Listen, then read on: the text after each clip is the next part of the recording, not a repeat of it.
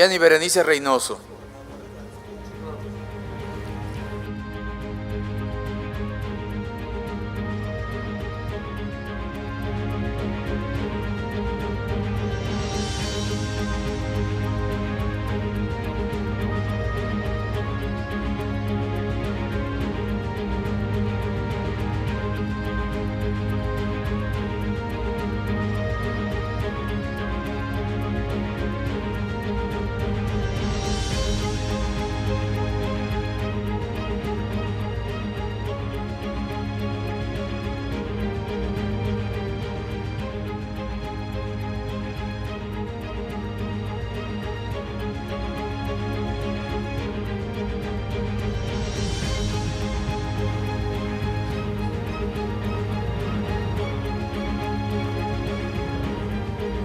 Maestrada, buenos días, bienvenida.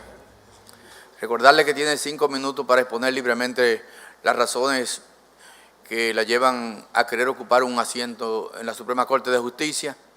Pasados los 5 minutos, entonces pasamos a la tanda de preguntas, que será de hasta 15 minutos. Si alguna pregunta le resultare molestosa, se puede abstener de responderla. Puede hacer uso de la palabra. Muy buenos días, honorable presidente, muchísimas gracias. Y con usted a todos los distinguidos caballeros que integran este Consejo Nacional de la Magistratura, y permítanme, por favor, tener la distinción especial con la única dama, doña Josefa Castillo. Me alegra mucho ver un rostro femenino en el Consejo. Quiero iniciar esta presentación hablando muy breve de mi hoja de vida, porque estos minutos quiero utilizarlos para otros fines.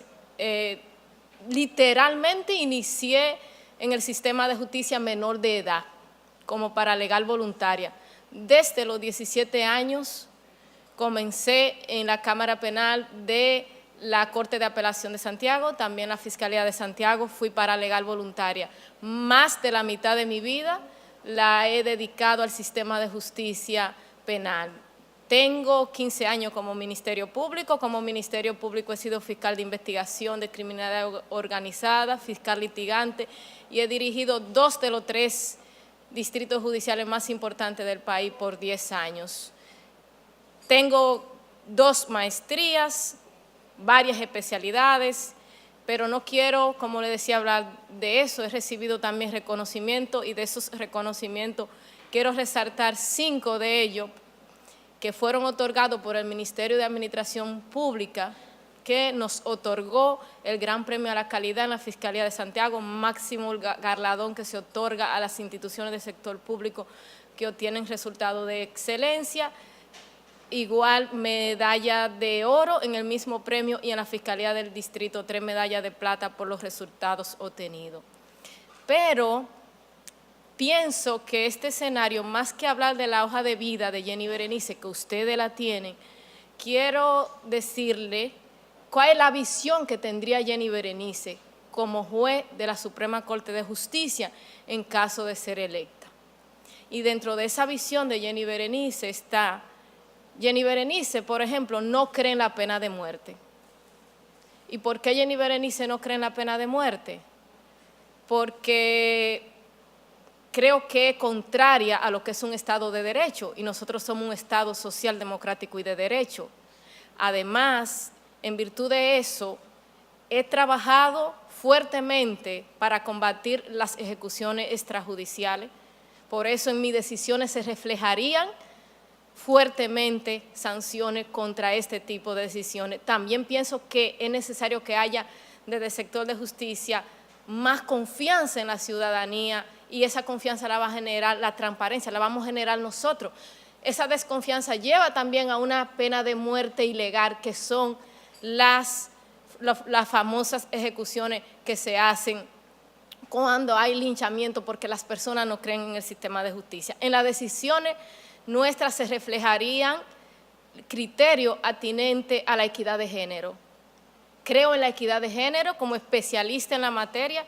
creo en la equidad de género, pero además los derechos fundamentales de la mujer tienen que ser también tutelados en condiciones de igualdad, y eso lo dice la Constitución. No creo que sea el principio de eficiencia contrario al principio de garantía. Podemos ser garantes, pero cuando incurrimos en un amor excesiva, ¿hay cumplimiento al principio de garantía efectiva? ¿Hay cumplimiento a la tutela efectiva del Estado de Derecho? Considero que no. Otra de las cuestiones que se reflejarían en las decisiones en caso que llegue a la Suprema Corte de Justicia, me inscribo fui formada en la escuela francesa, pero después que tuve oportunidad de hacer una maestría y de seguir estudiando, hoy se puede decir que soy de la escuela de pensamiento de la imputación objetiva. Me inclino más hacia el derecho alemán y en las decisiones se reflejaría. Pero no solo lo ha hecho Jenny Berenice, el legislador de alguna forma lo ha hecho. El Código Procesal Penal tiene mucho que ver con el derecho alemán y nosotros tenemos algunas tendencias en el código que estamos ahora mismo en discusión. También tengo el criterio que los actores del sistema de justicia debemos involucrarnos más en las reformas procesales y en las reformas legales, porque ese no es un insumo importante de nuestro trabajo. Y cuando acudo a vista pública, por lo general no es frecuente que encontremos actores del sistema de justicia. En ese sentido he participado y he colaborado en varios proyectos de reforma, como la ley de lavado de activos, como el Código Procesal Penal, que necesita reforma, porque la reforma del Código Procesal Penal fue una reforma irregular, aunque fue legal y constitucional. ¿Por qué digo que fue irregular?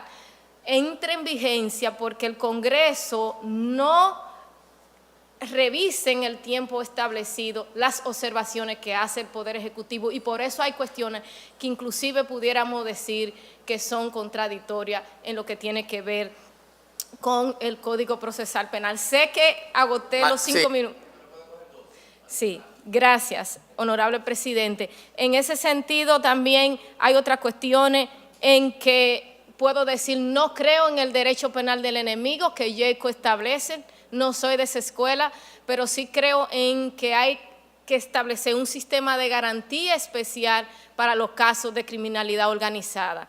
Como investigadora por más de 10 años de casos de criminalidad organizada, sé que y hay países que, como por ejemplo en Inglaterra, que han establecido un sistema especial. También estoy convencida de que desde el sistema de justicia se puede influir de manera positiva en el tema de seguridad ciudadana, que tengo serias observaciones con el tema de seguridad ciudadana, y que también se puede influir incluso en el tema económico, porque la economía, la seguridad jurídica se vincula mucho con la economía y con la inversión extranjera, y para eso en esta parte el sistema de justicia tiene una parte sumamente importante.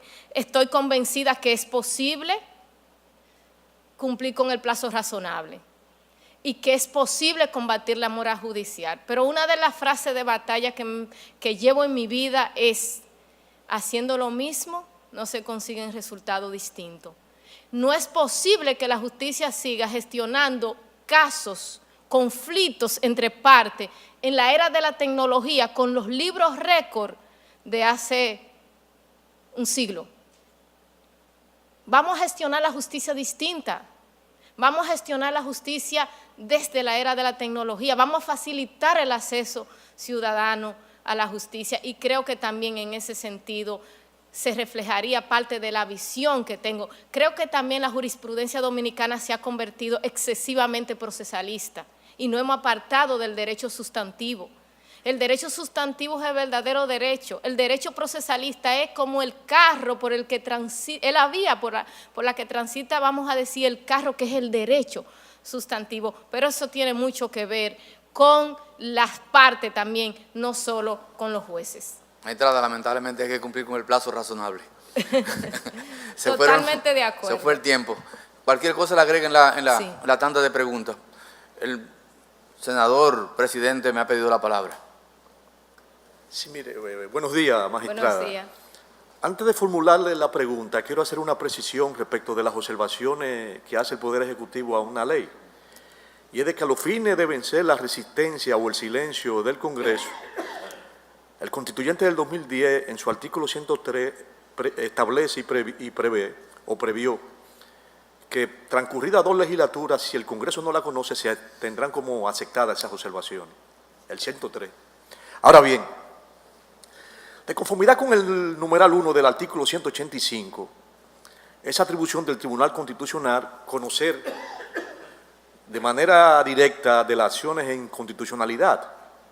El artículo 188 de la propia Constitución también prevé que los tribunales ordinarios, cual que fuese, podrán conocer de la excepción de constitucionalidad.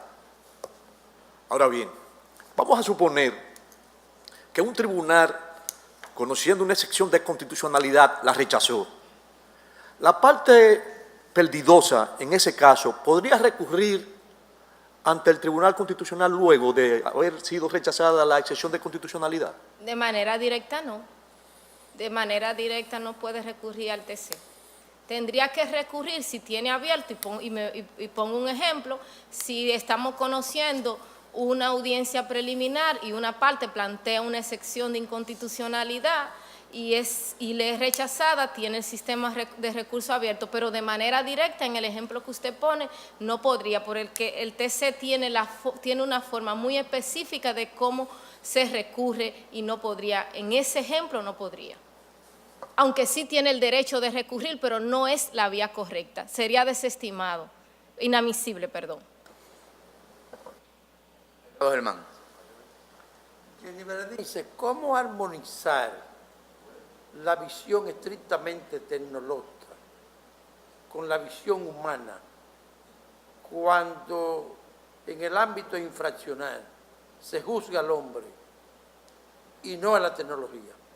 Esa pregunta es excelente, señor presidente de la Suprema, es excelente. Yo estoy convencida de que es posible armonizarlo de manera ideal y de hecho tenemos ejemplos ya. En Corea del Sur, los litigios civiles, una gran parte, se conocen por la vía electrónica. Las partes plantean sus inquietudes por la vía electrónica y después, por la vía electrónica, reciben la respuesta jurisdiccional. Otra de las cuestiones que tenemos problema es con el conocimiento de los procesos y se ahorraría. ¿Y cómo nosotros podemos llevar eso que pudiera parecer bonito y que su pregunta es, pero está bien, eso cómo lo llevamos a la práctica? Y yo diría, nosotros lo llevamos a la práctica de manera fácil.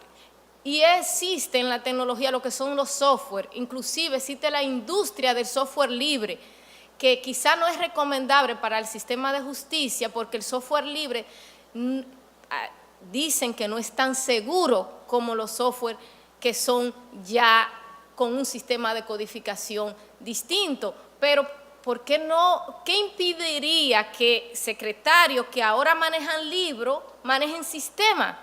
Y que en esos sistemas se introduzca la información y que si Juan Pérez desde Samaná quiere saber de su caso, no tiene que venir hasta la Suprema Corte, sino que por vía electrónica el secretario que llevaba el libro tiene en el sistema del software los procesos, pero también podemos utilizar los software para la fijación de las audiencias. Si un imputado está privado de libertad y recurre y el otro no está privado de libertad, la audiencia no deberíamos buscar en el libro qué fecha es la disponible. Debería el software decirme en función de esa realidad de que ese imputado está privado de libertad, él debería tener preferencia para el conocimiento de su audiencia, y eso podemos hacerlo desde el software libre, pero el software libre me puede computar los plazos. En la Fiscalía del Distrito nosotros desarrollamos varios software libres en el que logramos del 2012 al 2018 eliminar las intimaciones, porque el software me decía y ponía una alerta roja, faltan 20 días para el proceso vencerse. Y es posible porque los actores del sistema tenemos una gran carga laboral. Y ese talento humano del personal administrativo, que en términos generales es muy bueno, si en lugar de trabajar con documentación, en lugar de buscar un expediente por una semana porque se extravió, porque no está en un sistema digitalizado, porque no escaneamos los procesos, en la Fiscalía del Distrito escaneamos casi 22,000 procesos. Y cuando usted iba al despacho a preguntar por un proceso, no tenía que esperar 3 días que lo buscaran. Desde la computadora del escritorio podía acceder al sistema de la Fiscalía y podía darle una respuesta al ciudadano. La justicia tiene que ser oportuna y la justicia tiene que ser rápida para que pueda ser efectiva, para que pueda cumplir con su fin último, que darle una respuesta en el caso de que esa persona busque una información, busque una orientación en el sistema de justicia o busque una decisión, y esa decisión debe ser dentro de un plazo razonable, porque si la decisión no es dentro de un plazo razonable, no hay tutela efectiva de ese derecho. La tutela efectiva del derecho está, dice la Corte Interamericana de los Derechos Humanos, estrictamente vinculada al plazo razonable. Muy bien. Es que hasta ahí está muy bien, pero al infractor hay que verle la cara.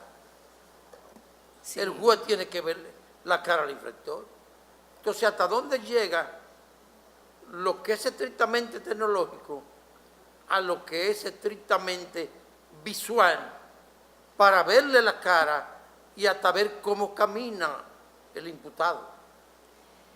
Totalmente de acuerdo, porque los principios básicos del proceso, sobre todo de materia penal, que son como la inmediación, que quiere decir que el proceso se conoce con la presencia ininterrumpida de las partes, la contradicción tienen que darse. Nosotros no estamos proponiendo que los principios que informan el proceso penal se dejen a un lado en modo alguno, pero sí que se armonicen, y hay muchas formas que se pueden armonizar, y hay ejemplos a nivel nacional incluso y a nivel internacional de que es posible. Está bien. Magistrado Jean Alain. Gracias, señor presidente. Buenos días, magistrada y colega.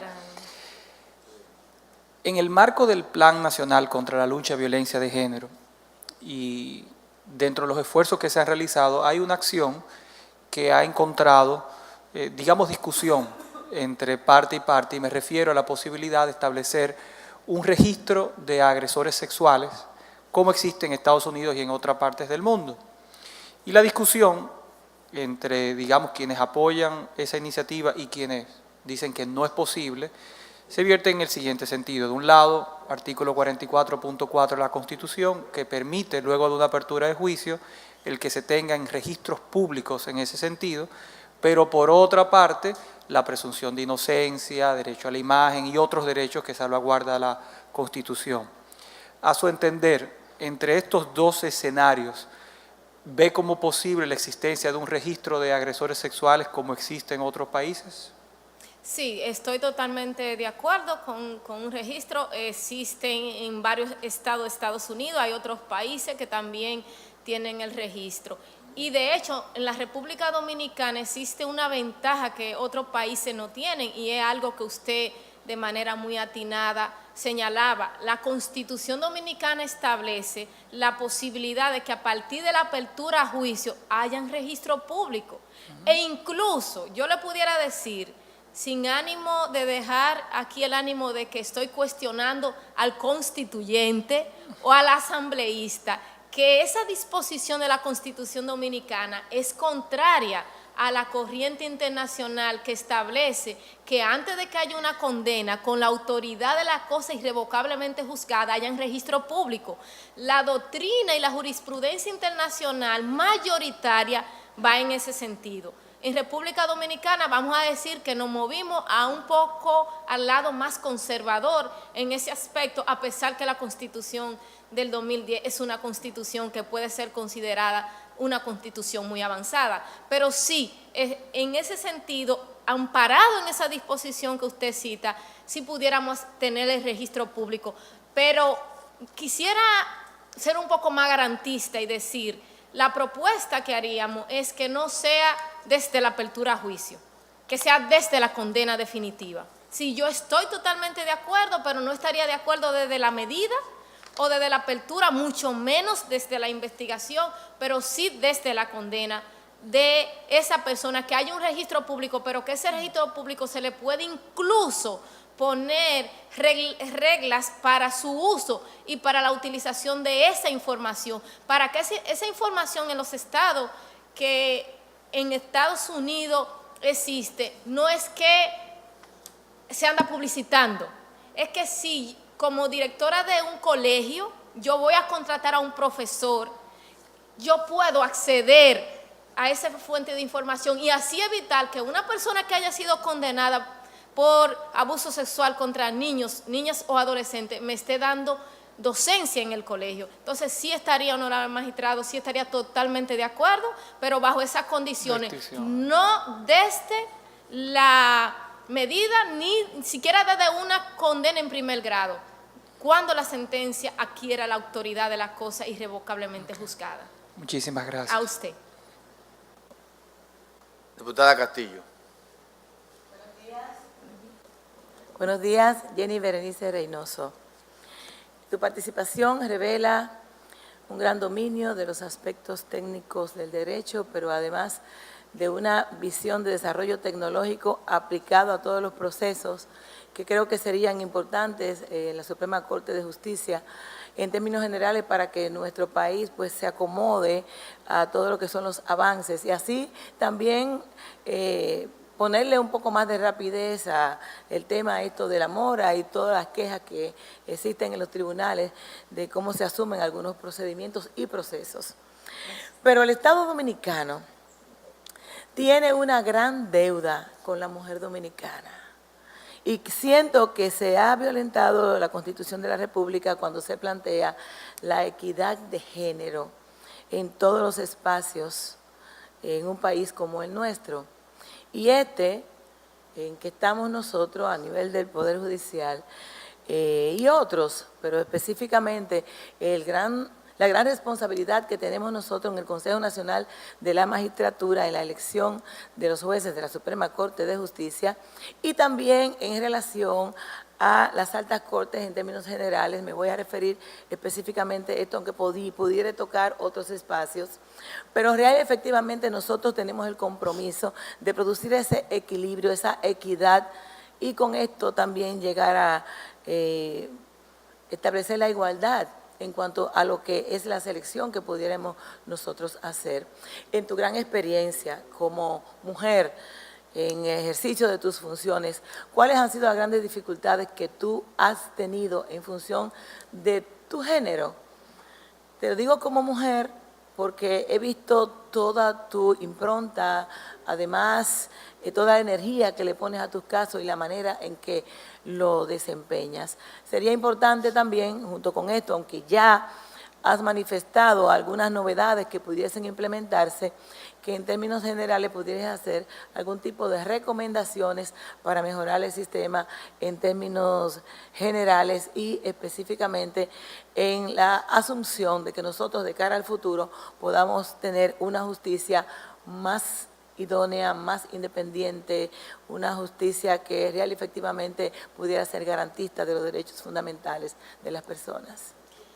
Indiscutiblemente que sería mentirles, decirles que no, la condición de mujer no ha implicado cuestiones a las que los hombres por lo general no se ven expuestos y pudiera brevemente decirle algunas cuestiones que frente a la fiscalía me pasaron y hasta frases que a veces le dicen personas a una, y recuerdo que una vez en un proceso una persona cuando bajé me felicitó y me dijo: la felicito porque usted hace el trabajo como un hombre. Y yo le dije: no, le doy las gracias, pero yo hago el trabajo a mucha honra como una mujer, no hago mi trabajo como un hombre.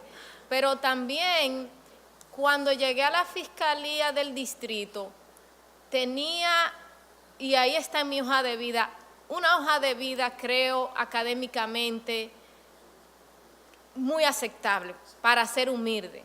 Y venía de la Fiscalía de Santiago de conocer los casos más complejos porque acostumbro a investigar y litigar los procesos en toda su fase. Y recuerdo que una persona dijo, inclusive públicamente, que o estaba insinuando que con quien yo me relacionaba emocionalmente, que había llegado tan joven a ese puesto.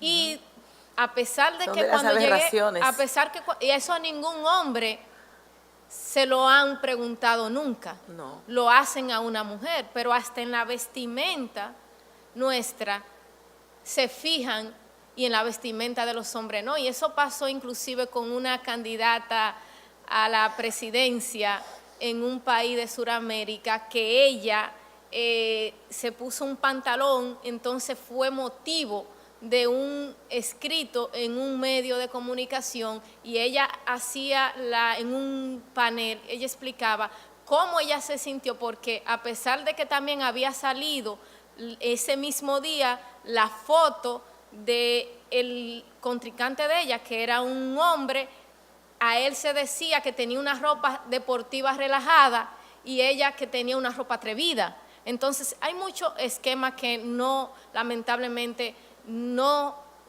somos medidas como la misma vara, hombres y mujeres, lamentablemente. Y con relación a la parte 2 de su pregunta, desde el sistema de justicia podemos hacer mucho con el tema de la mujer. Y una de las cosas que, por ejemplo, cuestionamos es el tratamiento a la violencia de género intrafamiliar, ya que hay jurisdicciones que entienden que el hecho de que la mujer desista da lugar a que no se tomen medidas en el proceso, y eso demuestra mucho desconocimiento. La principal causa de muerte violenta de la mujer dominicana son los feminicidios. Si nosotros tenemos una realidad, a pesar de los esfuerzos que se están haciendo desde la Procuraduría y desde otras instituciones de la sociedad civil, pero ¿por qué se asume esta postura? Porque es cultural. Nosotros tenemos que comenzar a educar para una cultura de equidad de género. No educar para una cultura de equidad de género no es que debemos hacer ese cambio porque es moderno, debemos hacerlo porque hay que garantizar derechos fundamentales de la mujer, pero debemos hacerlo porque nos está costando la vida de cientos de mujeres y además dejando muchos niños y niñas huérfanos. En las decisiones, las personas reflejamos nuestras visiones, nuestra vivencia, nuestra formación. Un juez refleja en sus decisiones mucho, porque la máxima de la experiencia es parte del esencial de las motivaciones de las decisiones de un juez. Entonces, en ese sentido, en la medida que no estemos convencidos de la gravedad de este flagelo, y yo creo que desde la Suprema Corte de Justicia que se ha hecho, incluso se ha reglamentado, el síndrome de la mujer maltratada fue definido por la Suprema Corte de Justicia. La Suprema Corte de Justicia tiene un departamento para el tema de equidad de género, pero necesitamos hacer más, y creo que pudiera ser un gran aporte con la visión del tema de violencia de género, porque se necesitan más jurisprudencia sustantiva sobre este tema. Perfecto, señor presidente, permítame. Voy a terminar diciendo, acotando, no solamente una... Porque ya hace rato, tengo 7 minutos pasados y me pasé la otra vez.